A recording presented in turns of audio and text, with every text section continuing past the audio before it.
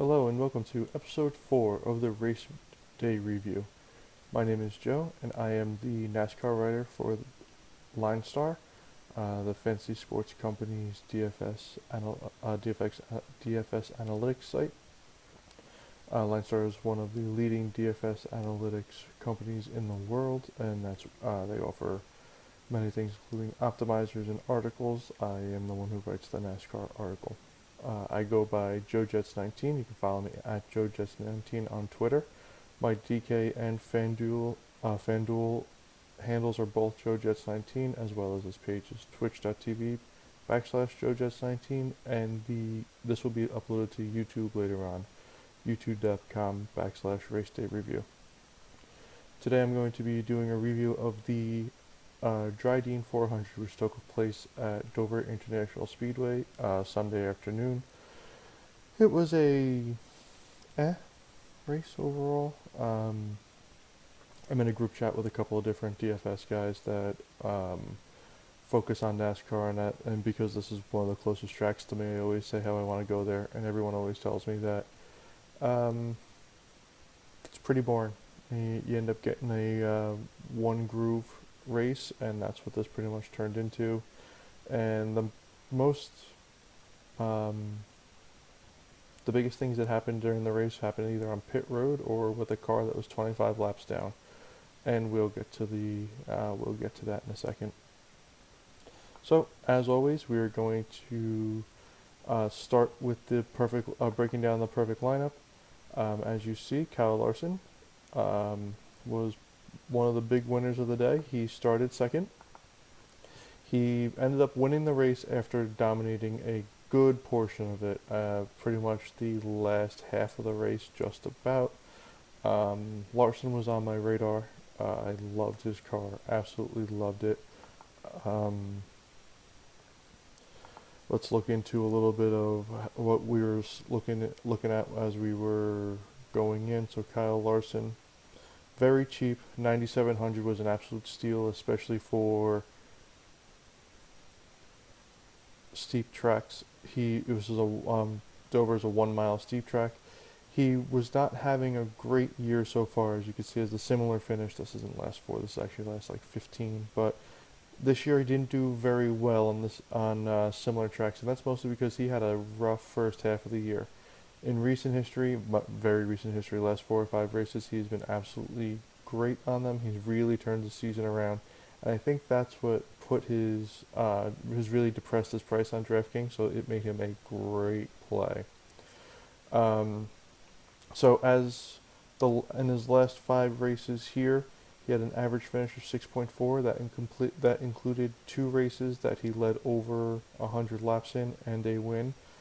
His average place differential is a -2, so he usually does qualify in the top 5 and falls back roughly. That's a generalization. His average running position is a little bit better, so he's normally runs in the top 5, and it might lose a spot or so. But he's always up front and over. So whenever you get him at a nice price and a chance to dominate, and this is a track that you're going to need dominators, he was very much on my radar. He had the fastest single lap, the fastest weighted single lap average, and also the fastest 10 lap speed in second practice. So I really wanted to get as much as him as possible. The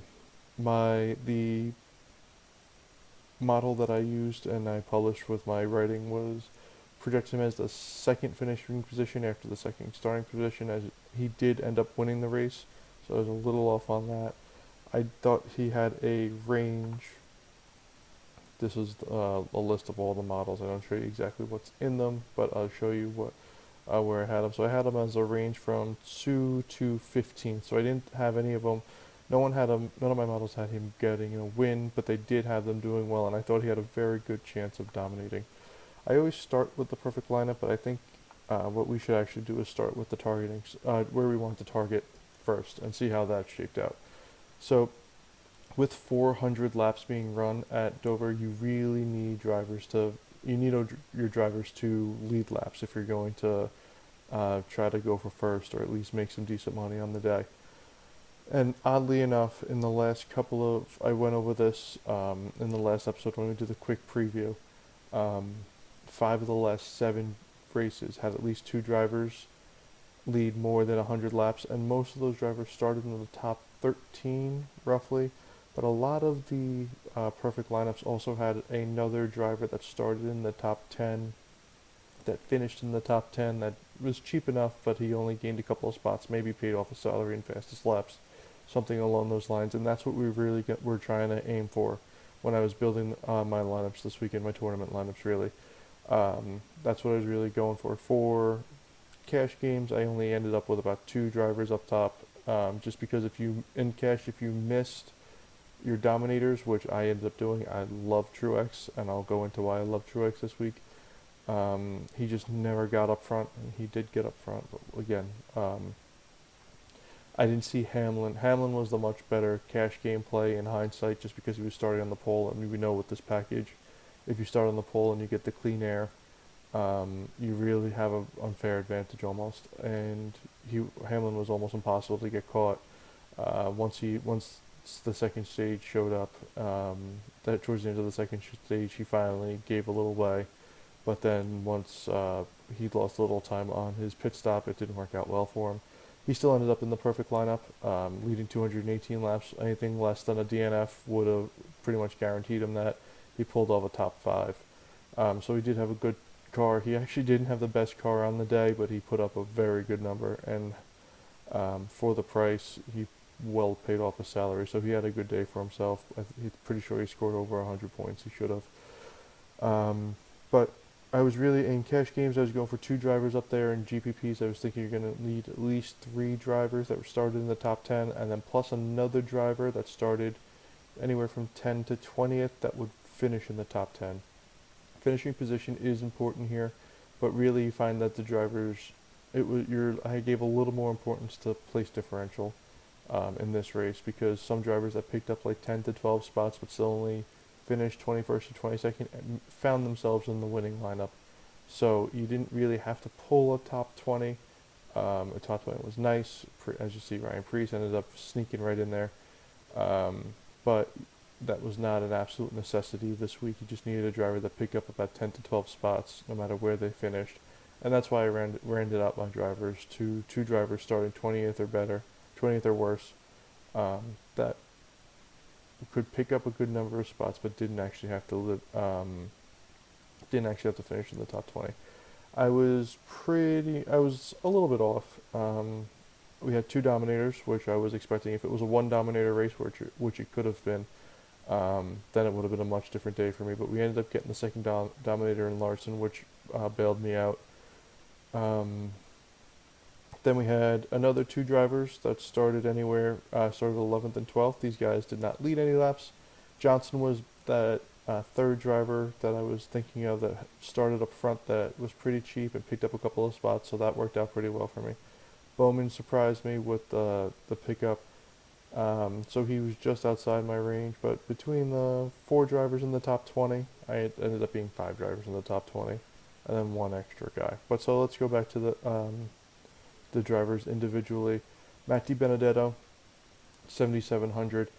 I preferred Buescher in this play. DiBenedetto was, you'll hear it over and over and over again. This is the second time I mentioned it, and I'm actually going to mention him coming up in the next race in Talladega, but he does very well in odd tracks. And for some reason, Dover qualifies as one of those odd tracks. So DiBenedetto, his average finish here, let me scroll down, give me 2 seconds. His average finish here was 27th, so not the best. He only picked up about not even a spot on average. And his average rank position is 21st, so there's a little bit more bad luck than anything else. He had a top 20 car, but didn't always finish that way. Even his similar finish has only been 21st. So starting 20th, I didn't really like him. I thought, since everyone was looking at DiBenedetto, that Chris Buescher was actually the better play. He was a little bit of a price savings at 7,100. His average finish was 24th. Still not great, but it's not 27th like DiBenedetto. He on average lost spots instead of gained them, but he had a better average finish, better average running position, better average finish at similar tracks, um, and he also picked up a lot more spaces. So he's usually better overall, and he started a little bit further back. That didn't work out well for me. He only picked up 2 spots. No, sorry, I'm sorry. That was my projected. He ended up having car trouble, and that killed his day pretty early. So that was a run of bad luck. I would have loved to see what he could have done um, if he could have stayed clean, because he had a very good. He wasn't as good at single laps, but he wasn't as good as the 10 lap average. But I was playing more towards how the overall racer as opposed to um, how the weekend was going for him. In this case I preferred the long term stats on Busher. That didn't work out well for me, unfortunately. De Benedetto was the play, and he found himself. He had top 11 practice times. I was just more concerned about his history. The practice times run out. Hamlin started on the pole. I discussed him pretty quickly, but again, he has been doing well at Dover. He didn't really lead too many laps. He always starts pretty well and falls back a little bit. His average running position is only 10th. He was on the pole, and I know what I always talk about how the clean air is king here. I downplayed it. In hindsight, I probably should have had more. I had a little bit. I hedged on him. I had about 15% because I saw somewhere that he was going to be about 35% owned, and I thought that was way too much. I thought he had about a 20% chance of being a dominator, because I really like Larson's car. Um, Hamlin's single lap speed wasn't great. His 10 lap average speed wasn't great. I thought Larson and Truex both had better cars than him. So I thought about a 20% chance of the clean air being the equalizer. So I played him about at 15% because I thought he was I still went underweight on my projection. Figured I'd get some extra leverage on the field. Didn't work out well. I preferred Truex, who was about $1,000 more. So that's where the Chris Buescher savings really would have come in handy. Well, really did come in handy, but neither one of these guys figured it out. Truex was able to catch up to Hamlin. He did get there at the end of stage 2 and actually won stage 2, but then during his pit stop, one of his pit crew decided to fall.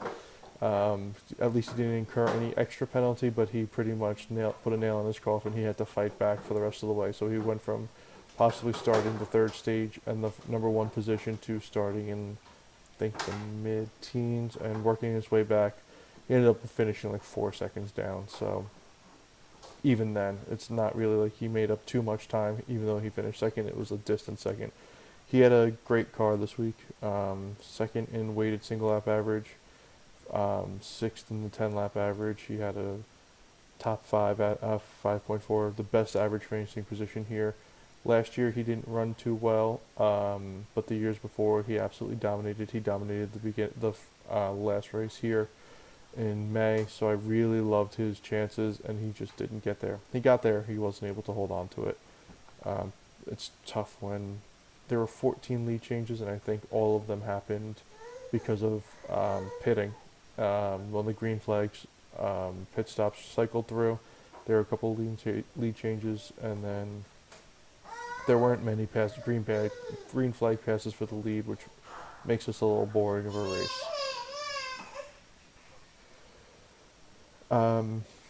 Bowman started 12th. He was nowhere near my radar.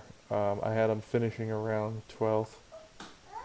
He was the winner here the last race, so I should have given him a little credit for that. But overall, his long-term history, average finishing position of 17.6 here.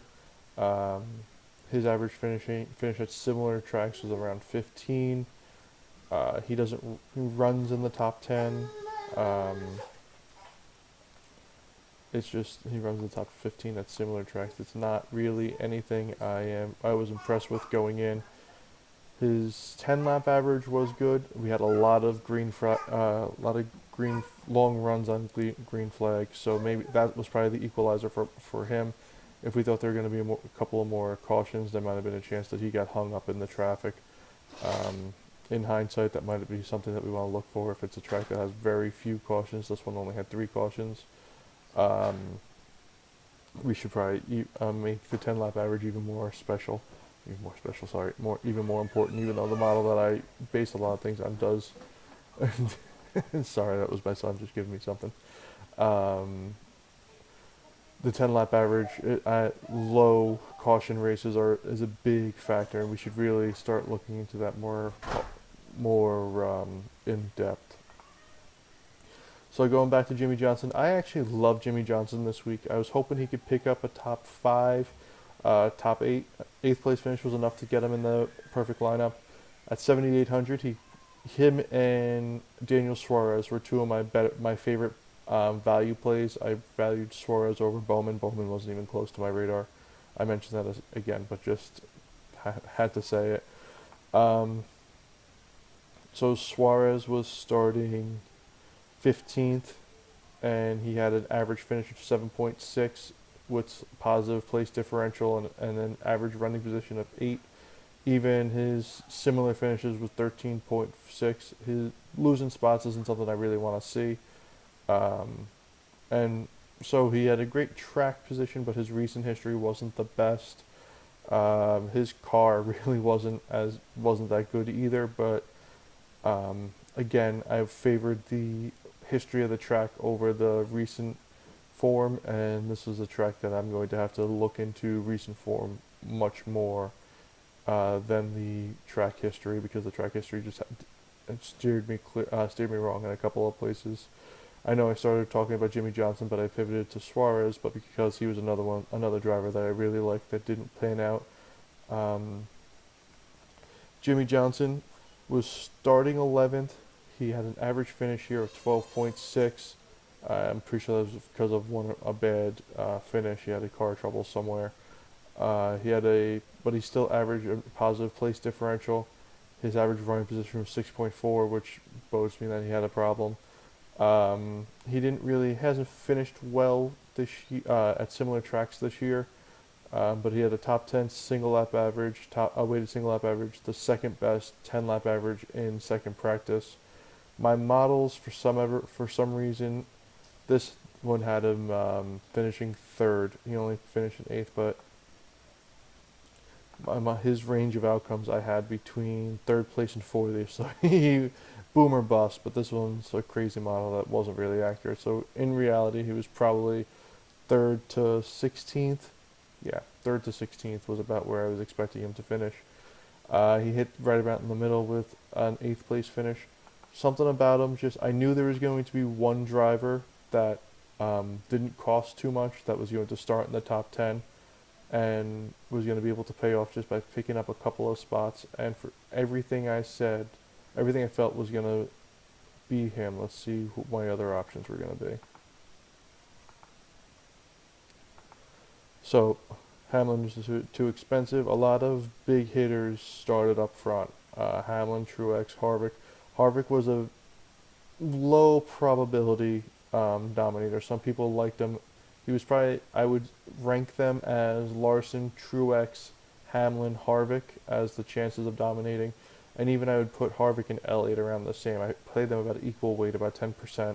I didn't think a lot of things had to go right for them to be able to dominate.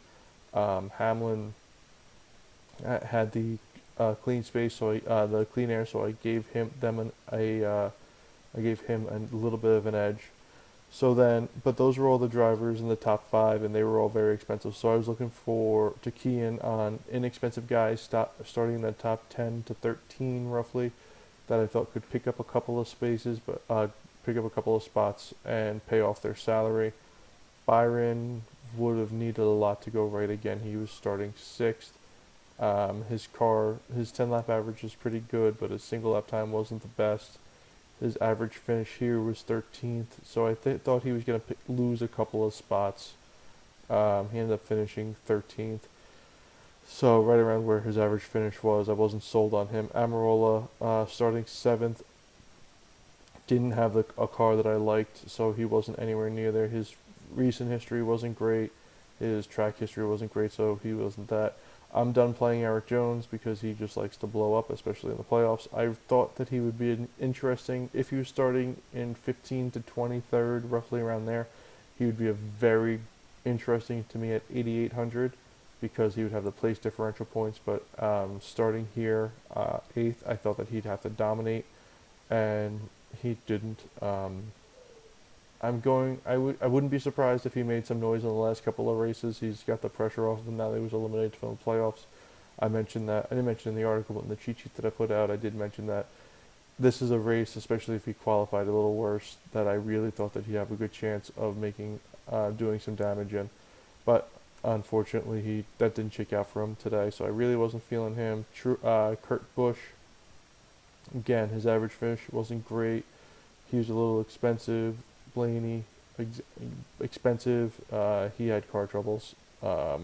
He disappointed, but I didn't see a dominator potential out of him, so I was kind of off of him. So Johnson. So my real options for the role I needed him to fit were either Johnson, Bowman, and Menard.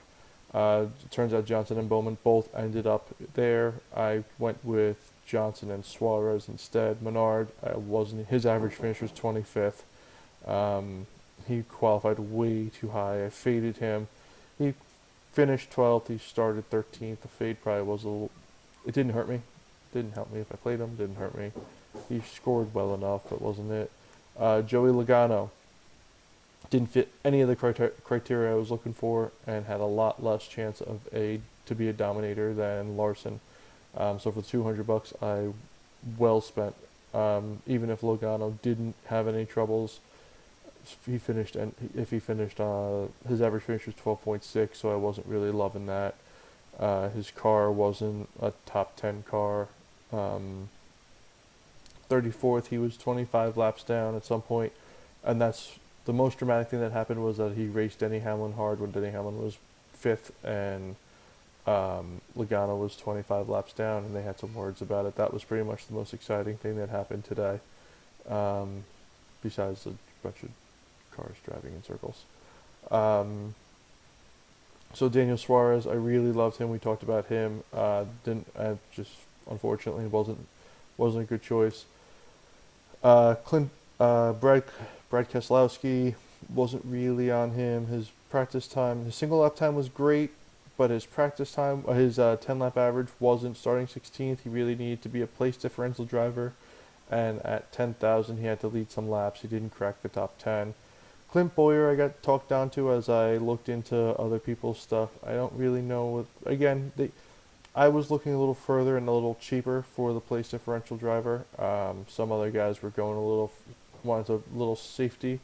Bowyer's still in the playoff mix, I believe. Yeah, Bowyer's still in the playoff mix, so I guess they were playing that angle. Unfortunately, he didn't really do too much for me. Kyle Busch, always a danger, even when his car is terrible. Didn't practice well. There have been times where he has a top 10 practice speed, and he still ends up boarding a rocket ship. Ricky Stenhouse Jr., always a GPP play for me because he can get up front. He practices pretty well. He qualifies, so he's always good for a couple of top 10s in the year or a couple of DNFs, and kind of middle it. He picked up a couple spots. That's not like him. He's very boom or bust. But I guess after his car, one of the guys on his team talked about how they don't really like fixing his car every week, he decided to play it a little safe. David Reagan started a little too high for me, 21st. I didn't really like his options. My model had him at a 27th finish and hit it on the nose. Buescher we discussed. Tift, again, too high. Started 23rd. I thought he was going to finish 31st. He ended up only finishing 25th. Nothing special. I like Newman. I always like Newman, especially when I don't need him really to do much but pick up spots over the long run. His car, this is another gut play. His car wasn't great. His finishes were pretty good. His similar finishes times are great.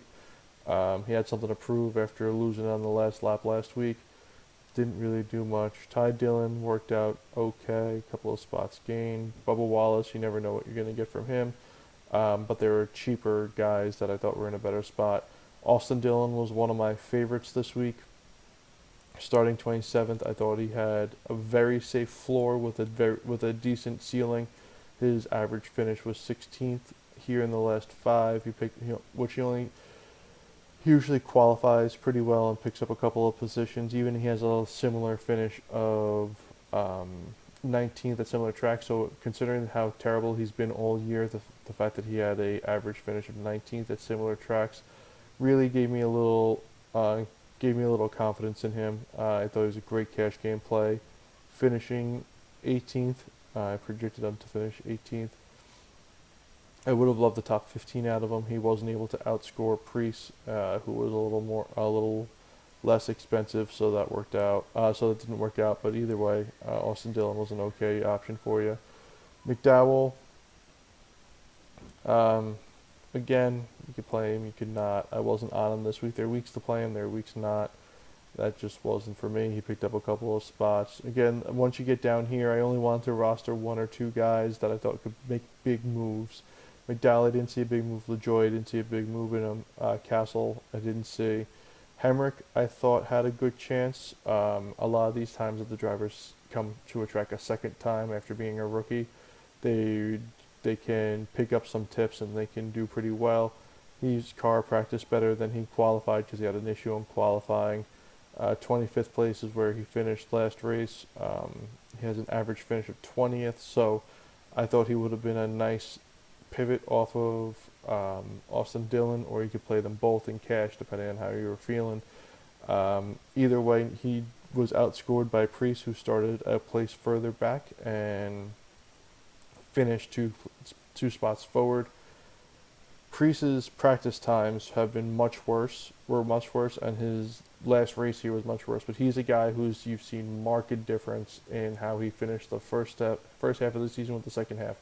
He has done much better a second time through, and that's who I was thinking of when I was talking about Hemrick possibly be doing better because of his second race. And Priest, the same logic prevailed with that one. Priest outdid him, but both of these guys were solid plays. The ownership, I thought Priest would be the higher owned, so I liked Hemrick more.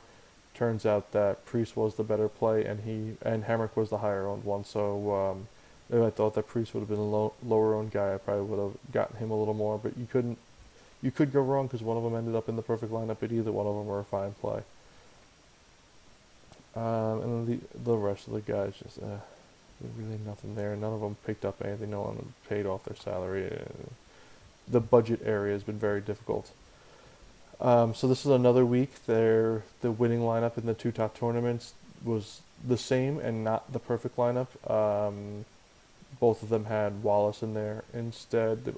Hamlin, Johnson, Larson. So they didn't have Priest. They had Wallace. Wallace was again, he's more of a GPP player. That's why he took down the GPPs, because he'll get you a top 15. He'll get you a DNF. He's Ricky Stenhouse Jr., just younger and cheaper, and normally starts pretty further back, so a little bit safer. But Wallace is having a good couple of races coming. The last good couple of races. As for the playoffs, Kyle Larson is locked into the next round. You heard a lot about, if you were watching the broadcast, a lot about how this is the first time a Chip Ganassi driver made it into the round of 8, so good for him. Truex is not locked in. Anything can happen, especially with Talladega coming up, but he's got a nice lead on the field. He's got a 65-point lead on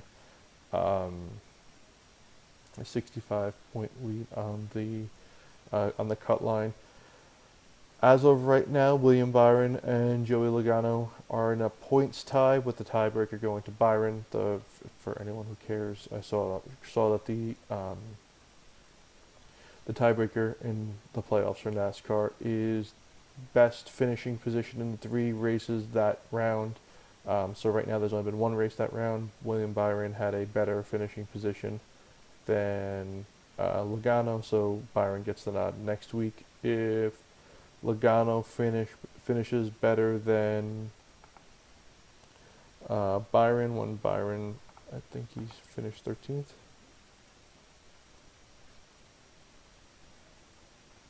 If Logano finishes better than 13th and Byron finishes worse than 13th, then the better finish goes to Logano, and so on and so forth. If somehow, some way, by some unmitigated disaster of a 3 races that these guys have the same exact finishing positions, 13th at 25th, and a Logano finished 35th, so 13th at 25 and a 35. If they happen to do that in the 3 races, then whichever one had a better finish in a sooner race, yes, that's the one that gets the nod. I don't think it's going to come down to that, but right now Byron has the better finish of the two. Bowyer's about 4 points back. Having Talladega in this round really is a crapshoot, and we'll go into that now. And the reason, because Talladega is used to be a restrictor plate race. This year they did away with the restrictor plates after the Daytona 500 because of the new engines that they have, and they already tamped down the horsepower to the 550. The spacer, the tapered spacer as they call it, they felt like that spacer would be enough to make it a restrictor plate, that they wouldn't have to worry about that with the decreased horsepower at all tracks, all the tracks that they run it. I don't want to get into that at the end of the season because that was a headache to begin with. So what makes this special, that even with that consideration, the first Dega race kind of played out like a traditional restrictor plate track. And what I said about that is dominators don't matter really, because a guy who's going to run up front for a long time is going to get into a crash and end up finishing terrible anyway. There were 22 drivers that crashed in the April race this year. The reason I put it that way, usually I put how many drivers finish more than 5 laps down, and that's my way of sorting through drivers that either had car troubles or were just so slow and so pitiful that they couldn't stay within 5 laps of the 5 laps of the leader. So at Dover, as you saw, the first car the lap down was the 8th place car, so that was a little bit misleading with those stats. But even though there's a big crash in the last lap, so the top 22 cars made it out clean, or at least were able to repair their car enough to finish the last lap. The top 18 cars, the last 22 cars, either had crashes that did them in earlier in the race, or were involved in that last crash. So that's why I put it like that for this race. But yeah, you'll see a lot of these lineups don't fill out the total salary cap. This Dega's not as bad as Daytona. We had a perfect lineup one year that only had 38,000. That spent only $38,000 on the cap. Dega, you will get drivers that start up front and finish up front, so it's a little bit different. So it's not the plug and play. For cash, play 6 drivers that start after 25th, and you'll be fine. That's all you need to make usually cash in a cash game. Everyone's gotten a lot sharper in NASCAR, especially towards the end of the year. So you're not going to play against too many fish, but even then, people will start getting fancy. In cash, there is no reason to chase any of these guys that start well and finish well, because there are just so many mines in the field that there's no reason in a cash game lineup. There's no reason to lower your floor. But as you will see, you won't. As you see there, it's not the traditional play everyone in the back. You had 2 guys starting in the top 11 this year that led laps and ended up finishing well. Chase Elliott, Joey Logano. That's the exception, not the rule, kind of. The October race last year, there's only 1 driver that started in the top 20, and he didn't even lead any laps. Kurt Busch led 108 laps in this race last year and didn't make the perfect lineup because he had car trouble. So that's just a ridiculous stat that you'll see at Talladega that you don't see too many other places. Joey Logano started 9th, finished first here last year in the April race. But again, another anomaly because they had 4 drivers in the top 15. The reason that this happened is because the drivers that started 15th to 20th, 15th to 30th, all got in one massive wreck, and whoever survived it went on to win. Almirola finished 7th, Buscher finished 11th. All the other cars got pretty much smashed up. So these guys were driving ahead of the chaos. Sometimes that'll happen in Dega where the guys starting in the top 5 will just run by themselves and everyone else will decide to run into each other and play bumper cars. But that's why in a GPP you're going to want at least some exposure to guys up there. But the guys that don't escape the crash are going to kill your lineups, and that's why it's very dangerous to do that in cash games. In reality, we'll normally get 1, maybe 2 drivers in the top 20. But besides that, it's a great week for DFS. They started releasing some of the tournaments and they haven't made them any smaller. This is one of the few weeks of the year that I played the Minimax just because I want 150 shots of this. At first, you have to be a little bit. I'll probably make 100 lineups with guys starting in the 25th and back only, just to get the floor, and they'll take 50 shots at first with drivers that start higher. But that's up to you and how you want to play that. Well, thank you very much for joining. That's everything. If you have any questions, hit me up on Twitter. And thank you for everything.